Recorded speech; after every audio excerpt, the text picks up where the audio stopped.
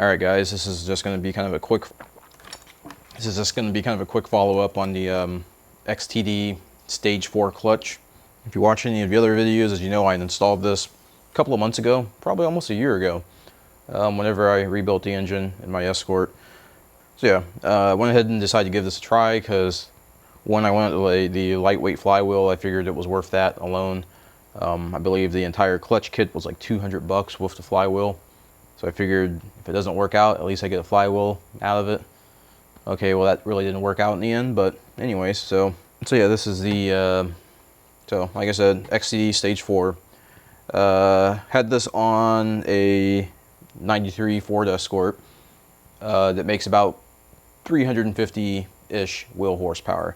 Last time I had it dynoed, it was 310 with the old turbo and without E85. So I'm on a larger turbo and E85 and more boost, so 350-ish wheel horse would be my guess.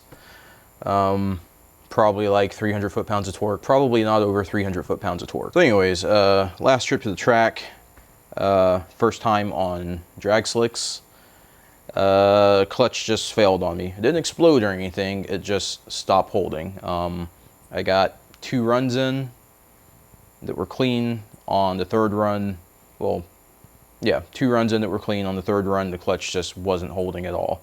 I'll put a clip in right about here.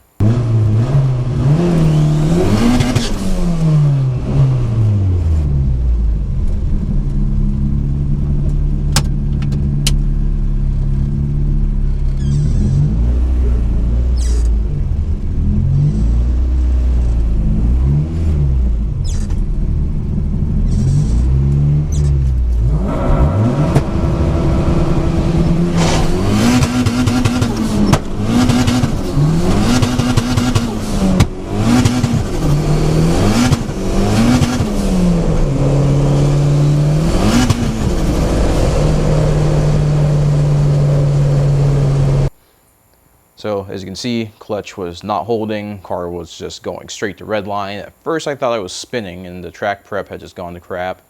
But then, you know, when I shifted and got back into it and RPM shot right back up, realized the clutch was dead. So anyways, this is the aftermath. You can see it's pretty nice and burnt with that. Probably got too much light on. There we go. So as you can see, it's pretty nice and burnt. It's definitely seen some better days.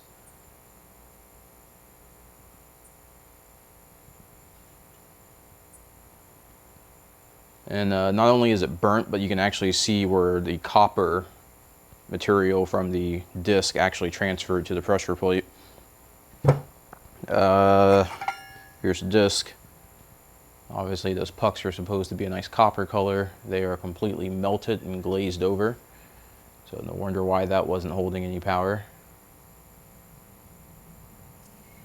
Just completely trashed that. And the flywheel looks a little bit worse than the pressure plate. Nice, and all types of nice burn marks on that. So yeah, pretty toasted. I went ahead and just decided to replace the flywheel instead of trying to get this resurfaced because it's really thin and I don't want this thing to explode on me.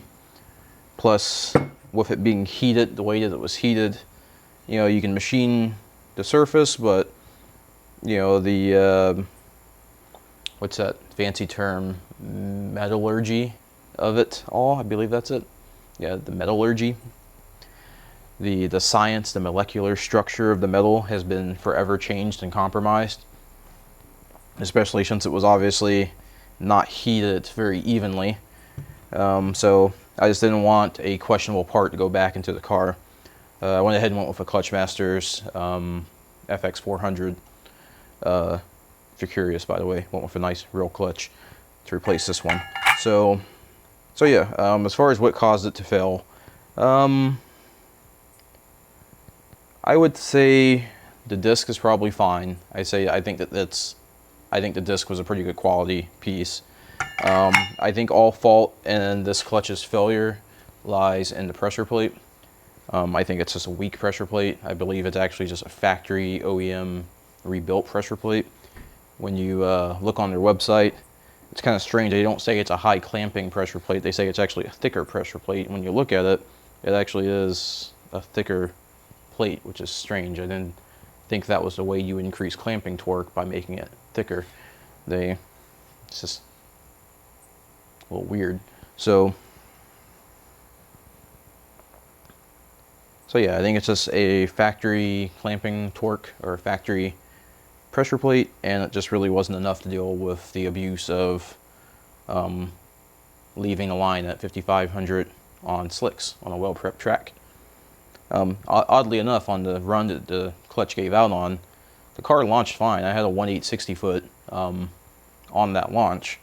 It's just that once the car got into power, it just gave up. It just free spun.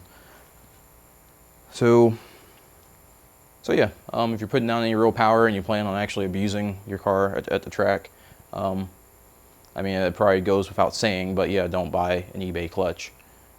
It's probably not going to work out for you in the end, unless you just like changing clutches. And yes, I know this is what everyone said, the clutch was going to fail. This type of failure I'm fine with. If it had exploded or something, you know, I'd be a little more pissed, but this is just kind of like a, you know, I kind of figured this would happen. So yeah, I think the other thing about this pressure plate is whatever material this surface is made out of is really soft, because there's actually grooves. The copper disc managed to actually wear grooves into this, you know, and that just shouldn't really happen. So yeah, you know, when you consider that the clutch by itself, the pressure plate and disc, it's like 87 bucks if you buy it on eBay. It's not a huge surprise that it just doesn't really hold up to the task. And it's pretty funny, you look at their description, they rate this clutch at 100 to 400% over stock torque. So at 400%, you're talking like 650 foot-pounds of torque that this thing is supposedly going to be able to hold, but it didn't hold the 300 foot-pounds I threw at it. So yeah.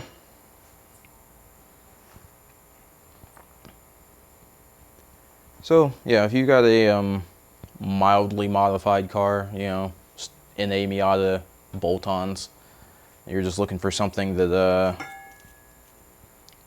you know, you could take on a road course or something and not worry about glazing over your disc, this might be alright. You know, this might be a reasonable option, but honestly, unless you like changing clutches, just go ahead and buy yourself something from a reputable company. There's lots of them out there. So yeah, basically I just have this now as a giant paperweight and a reminder of things not to buy, things not to do. But could have ended a lot worse. Could have exploded on me.